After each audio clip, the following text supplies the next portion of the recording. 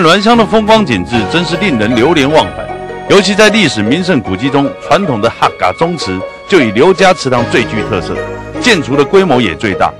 其中门前的小溪更符合哈嘎建筑风水中水带玉、富贵祥瑞的观念。不仅如此，更令人惊讶的是，眼前这座欧风建筑的圣母教堂，哇，那可真是大有来头哦！我们这个圣母圣殿是在1870年建筑的，到现在差不多有141年的。12月8号是我们堂庆，我们最大的那个建堂的日子。那我们这个建筑物呢，可以说是没有钢筋水泥的，完全是用那个石棉，还有那个一些水，不是还有一点点水泥，还有那个石灰那个糖黑糖，这样做人工做起的建筑物。它这个造型是属于西班牙的造型，因为我们这边来这里传教的是西班牙神父，他们来这里传教，所以他们西班牙神父就是要找一个地方，就是在这个万金来这里传教的。但是我们的以这里圣殿为中心，因为我们的那个信仰中心，还有我们地方上有神父来对我们带领我们无论在生活或是一些纠纷还是什么，都是神父来主持这个和解的事情。外地来到这边的话，第一进到门口我们就看到圣母圣殿，第二就看到那个奉旨，那个奉旨就是皇帝给我们这里的标志奉旨，因为皇帝他们有来这边过。第二，圣母圣殿就是由天主教那个教宗封的他的大殿，叫做圣母圣殿，就是它是跟那个北斗大堂的一样的等级。对，我们一进到圣堂呢，我们就可以看到我们的圣母像。这个圣母像已经是100多年的圣母像，我们每年都有出去那个游行，都是用这个圣母像各地的那个教友都来这边朝圣。原来万金圣母圣殿是台湾唯一受教宗若望保禄2世所册封的圣殿，哇，真是风光啊！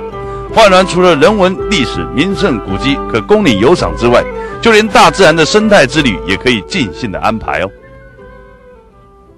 一般人来是的你可以看到的马上会看到那个全部有绿色，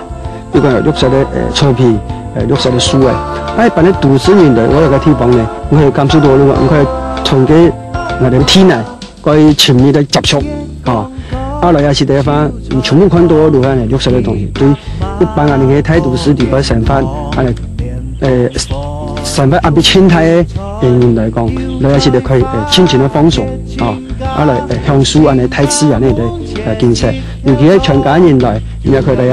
雖然咧有打球嘅搞飛盤又比如講第一頓老年睇些地方我哋啲自然保護區去看個特殊嘅動物也好植物也好，有時咧可以盡情的了可以去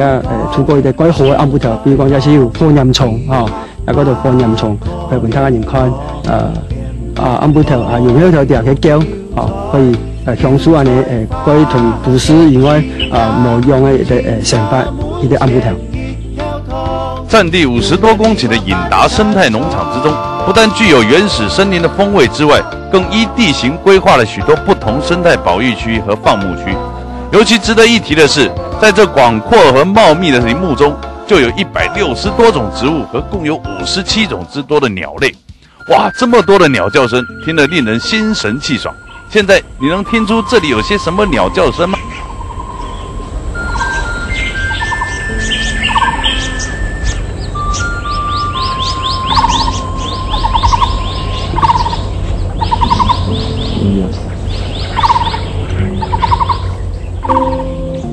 是的，站在这绿草如茵的草地上，用望远镜观赏着树上栖息的鸟儿，捕捉着空中掠过的鸟儿，